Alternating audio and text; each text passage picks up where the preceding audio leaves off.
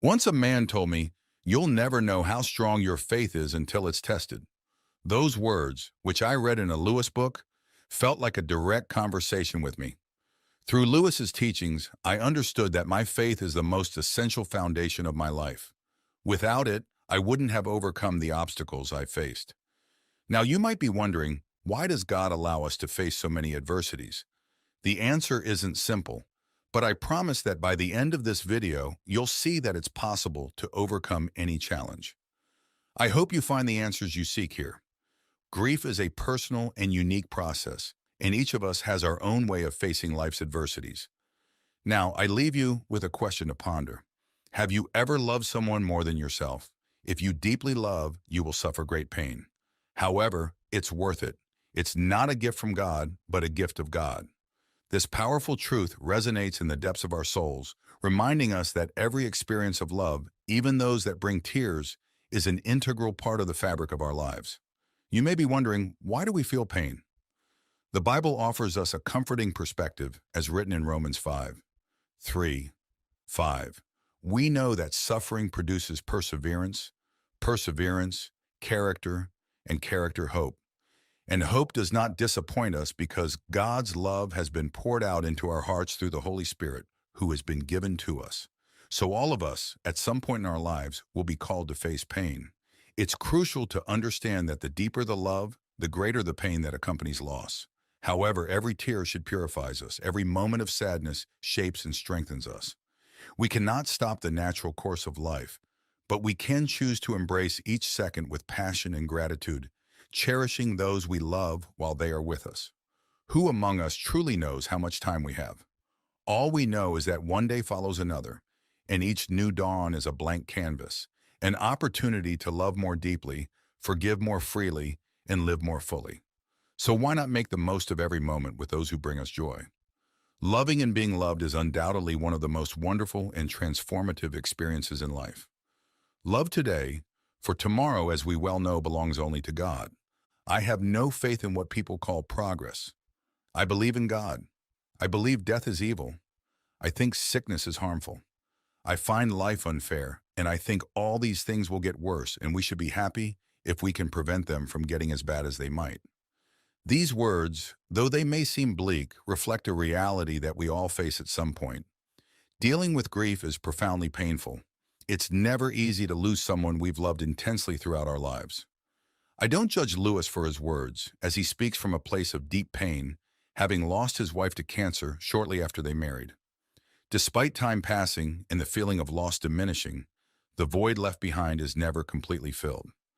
Memories come and go, weaving through the days, reminding us of those we love. However, it's important to recognize that even in the darkness of grief, there are glimpses of hope and possibilities for healing. As Ecclesiastes teaches us, to everything there is a season and a time for every purpose under heaven, a time to be born and a time to die, a time to plant and a time to pluck what is planted. In this process, we learn to cherish life more deeply and the moments we share with those we hold dear. The pain of grief challenges us to find meaning and continue our journey, embracing the memories and love that remain. May we find comfort in the memories of good times past and strength in the faith that sustains us. The only way to avoid being hurt is to keep a distance. The only way to avoid pain is to give up love. It would be a pity to give up love just to avoid pain. These words resonated deeply with me when I first read them, triggering a cascade of valuable and meaningful memories. My first love, my first life partner, my friends and loved ones who truly cared for me, these are the people I hold in my heart. Whenever I allow myself to reflect on the happy moments, it's with them that I see myself. If I had chosen to avoid pain, I would have lost not only these precious memories, but also the wonderful experiences that shaped my life. Surely many of you will understand what I'm sharing. We've all lost someone important, someone we wish we could carry with us for the rest of our lives. When I recall these moments, I feel a flood of emotions.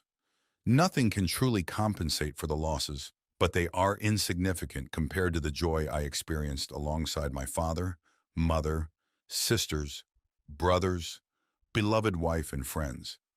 I acknowledge that not everyone has a positive relationship with their families, but I believe that unintentionally, we all form bonds worth remembering. When C.S. Lewis lost his wife to cancer, he channeled his grief into writing A Grief Observed. In this book, he describes his journey through pain and despair after the loss of his beloved wife, revealing an intimate and profoundly human perspective on the nature of grief and the inevitability of pain. This work reminds us that although pain is an inescapable part of life, it carries with it the possibility of growth and emotional renewal. This quote from C.S. Lewis deeply impacted my life. The pain now is part of the happiness later. That's the deal. You can't have one without the other. I think you'd be entitled to have them back and to believe that you ought to keep something forever. But you can't. All you can do is love what you have while you have it. Love fully. Let it go fully when it is time. Let go. Cry. Learn from it. This perspective transformed my approach to grief, illuminating the idea that those we love may have already fulfilled their role on earth. Though the pain remains in our hearts, there is comfort in knowing that those we love are free from suffering and await us in a serene and peaceful place, where each other's presence is all we need. This view offers relief, a consolation that separation is only temporary, and that the connection we have transcends the barriers of earthly life. I invite you to share your experiences and feelings in the comments below. Free your emotions, allow yourself to reflect, and even find some peace in the words shared here. God did not promise us a life without problems, but enough strength to face them. God, in his infinite wisdom, believes so strongly in his creation that he gave us pain not only as a burden, but as a means to test our resilience and promote our spiritual and personal growth. The journey of life is marked by countless challenges, and it is the ability to stand tall day after day that defines the true strength of an individual. This resilience is not only a divine gift, but also a testament to the strength that emanates from within us. Of course, our faith in God is a pillar that sustains us, as it reminds us that on his path we will find salvation and purpose. Living a long life requires considerable spiritual and emotional fortitude. The struggle against depression and other mental challenges are examples of the complexity of this journey. But despite the obstacles and tests we face, I firmly believe in the inner strength of each of you, just as God believes. Stay strong, live passionately, and dedicate yourselves to what you love. The secret is to keep moving forward, despite everything, for each of us has a mission that we can only fulfill by being fully alive and active. As we continue our journey, each experience, whether of joy or pain, is a valuable lesson that shapes our character and strengthens our soul. With each step, we draw closer to that version of ourselves that God dreamed of when he created us. Therefore, even in the most challenging moments, remember that you are not alone, and each challenge is an opportunity to grow and reaffirm our faith. Pain is inevitable. Suffering is optional. Choose inner peace. I deeply believe in this statement, just as I believe in God. Inner peace is an extremely rewarding achievement, and there will come a time when you will feel unshakable. When we accept that many of life's circumstances are beyond our control, we can walk more tranquilly. Understanding this truth alleviates the mental burden that often weighs us down, allowing us to live more fully and satisfactorily. No one has control over all the actions of living beings, nor over natural phenomena or the diseases that afflict the world. Everything has a reason for being, and we should not despair over what is beyond our reach. The only thing that is under our control is how we take care of ourselves. Practicing good habits, such as physical exercise, reading, and cultivating positive friendships, are essential steps. It's never too late to start seeking your inner peace. However, achieving this peace does not mean forgetting past pains, but learning from them and moving forward. Each painful experience teaches us something valuable about ourselves and how we can continue to grow and evolve. Seeking inner peace is a continuous process that requires dedication and introspection. As you learn to accept and integrate your experiences, you strengthen yourself. This process not only transforms pain into wisdom, but also paves the way for a more serene and harmonious life. Remember, the path to inner peace begins with the acceptance that, while we cannot avoid pain, we can choose not to suffer. The love of God is a love that does not change, that does not depend on us. It is unconditional. Imagine you have a friend who is always by your side no matter what happens. Even when you make mistakes or questionable decisions, this friend never stops supporting you and hopes for your improvement every day. This love does not fluctuate with your actions. It is a constant and stable presence in your life.